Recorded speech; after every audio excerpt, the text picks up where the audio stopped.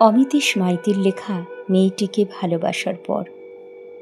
রাত্রি ও দিনের মাঝখান থেকে যাত্রা শুরু করে সেই আলোর কাছে পৌঁছতে চাইছি। আমার জন্মের আগে যে আলো সহস্র বছরের অন্ধকার ভেঙে এসেছিল, বিস্ফোরিত হয়েছিল, খোলা মাঠে দাঁড়িয়ে চিৎকার করে রাত্রিকে বলি, অনেক অপরাধ করেছ, এবার যাও, ভোরবেলার কাছে গিয়ে দোষ স্বীকার করো, সূর্যের কাছে নত জানু হও। পায়ে পায়ে বন্ধন, পাকে পাকে লতিয়ে ওঠা সম্পর্ক আমাকে কোথাও যেতে দিচ্ছে না।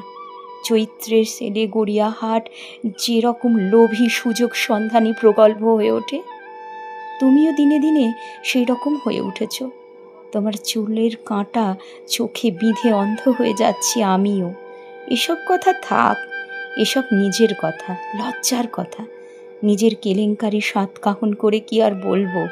শুধু জানিয়ে রাখতে চাই, মেয়েটিকে ভালোবাসার আগে এসব অসুখ ছিল না আমার।